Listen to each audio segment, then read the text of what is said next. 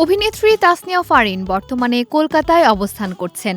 দীর্ঘ প্রতীক্ষিত প্রিন্স ছবির শুটিংয়ে অংশ নিতে এই সফরে গিয়েছেন তিনি। এর আগে অতনু ঘোষের আরও এক পৃথিবী সিনেমায় অভিনয় করলেও এবারই প্রথম কলকাতার অলিগলিতে পুরো দমে শুটিং করার স্বাদ নিচ্ছেন এই অভিনেত্রী।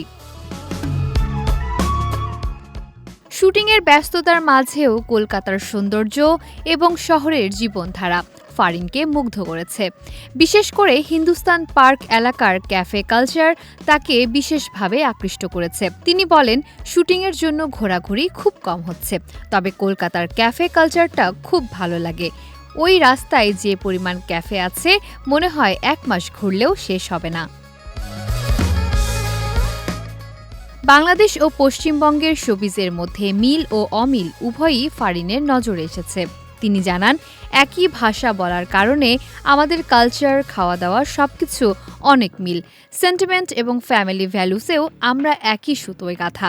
তবে অমিল প্যাটার্ন বা নিয়মে, যেমন বাংলাদেশের সিনেমা বা ওটিটি শুটিং দীর্ঘ হয় আর নাটকগুলো খুব দ্রুত শুট হয়।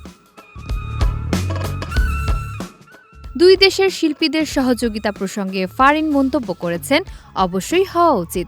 এতে ইন্ডাস্ট্রির পরিসর বৃদ্ধি পাবে, অর্থনৈতিক সুবিধা হবে এবং বড় বড় ছবি তৈরি হবে, যা আরও বিস্তৃত দর্শকের কাছে পৌঁছাবে। শুটিং, কলকাতার জীবনধারা এবং দুই দেশের শিল্পীদের পারস্পরিক অভিজ্ঞতা ভাগাভাগির মাধ্যমে ফারিন দেখাচ্ছেন কিভাবে সাংস্কৃতিক সংযোগ সিনেমার পরিসরকে আরও বড় করতে পারে।